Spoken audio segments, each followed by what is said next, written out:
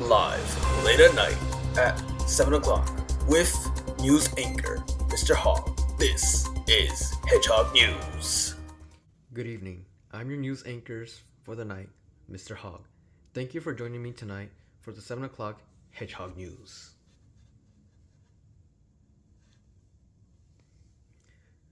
Teaching When the World is on Fire, edited by Lisa Delpit and famous author of Others People's Children, is taking the world by storm with readers across the globe learning about hidden truths in education and providing awareness to the social injustices that pervade our society.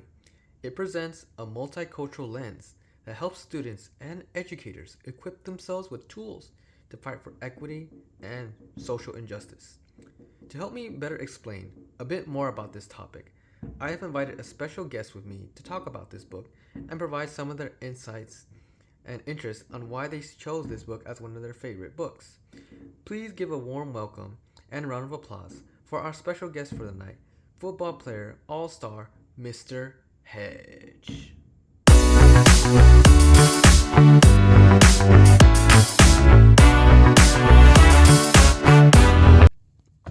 Oh my goodness, Mr. Hedge, are you okay? Oh, I'm fine. Don't worry about me. This is how I like to make an entrance whenever I go on a show or a game or whatever. I always like to make it stand out, spectacular and everything. But don't worry about me. I'm fine. I'm okay. Thank you for worrying about me. Oh, thank goodness. Next time you should let me know because I didn't know you were going to make such a scene. No worries. I apologize for that.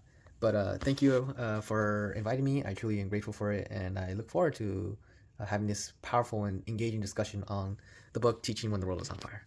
We were glad to have you. Thank you so much for being on our show. Now, before we start, can you please explain a little bit about yourself, Mr. Hedge? Why, of course. Hello, my name is Mr. Hedge. I'm a five-time football all-star player for the Hedges, and I play the running back, and I've been playing football ever since I was a high school student, and I really love the passion. I've really grown into it, and now, as a result from the team and the support from the fans, I've been continuing to doing what I love. Thank you so much for those great telling stories, Mr. Hedge. Now, before we start on the topic, I must ask about this water bottle. Is it true that you really bring this everywhere you go?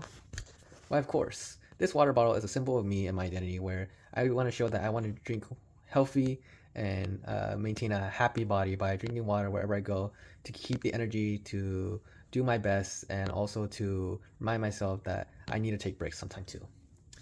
An encouragement to us all, Mr. Hedge. Thank you so much, Mr. Hedge. You are an inspiration to us all. Now, back to the topic. Today we're going to be talking about Teaching When the World is on Fire.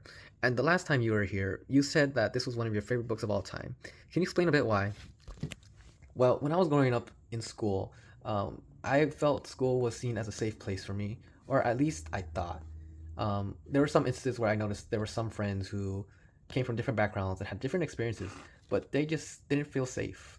Sometimes school can be only seen as the safest place for them, but when they have environments where such as bullying and shootings and badger eatings, they don't really feel all that safe.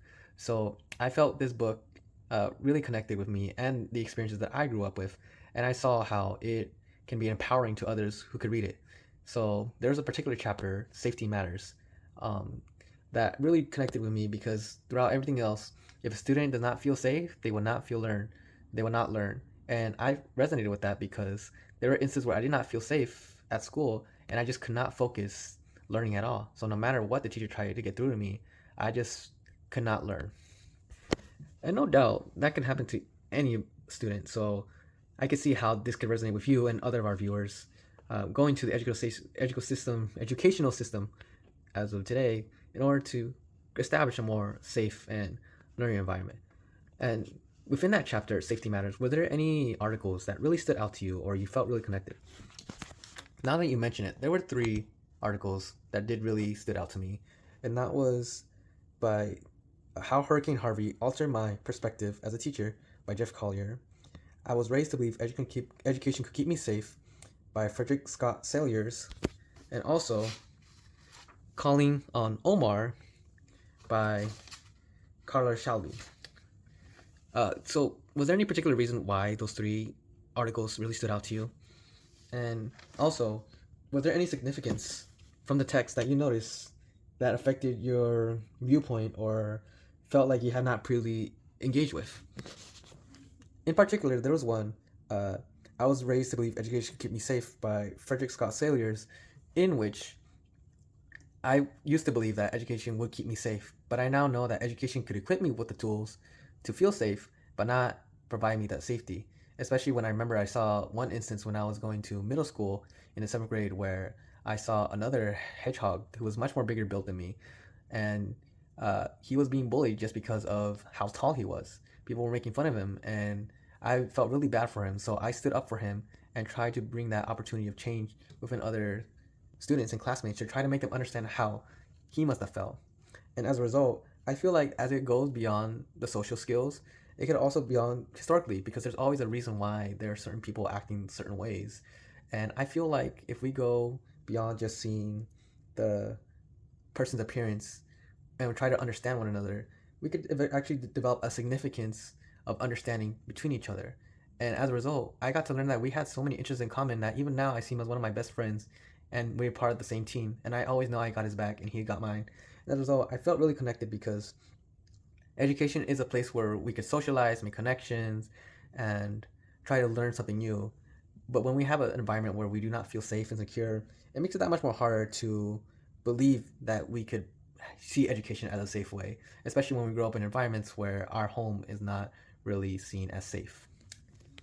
Yeah, I could definitely see where you're coming from, as I've heard many people in stories, especially doing many reports on how there are, badger eatings, there are badger attacks, all because of our identities as hedgehogs. But they don't really, they see us more as meals, but not really as people and one in an environment or society where we could coexist. So I could see how if we don't really have that safe environment, we cannot really actually learn and actually, improve ourselves. So I could definitely agree with you there. Now, another question that I was curious about within those three topics is um, how did the text that you read shed light or reinforce any inequalities or power imbalances? Does it offer new insights for you? And if so, how?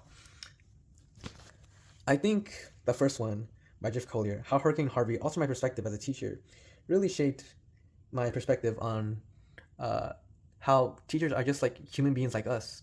There was another instance where I remember when one of my teachers had experienced a terrible earthquake. It didn't have to be specifically a hurricane, but an earthquake where they lost their house, they lost their personal stuff, and they had to spend a lot of money in order to regain it all back.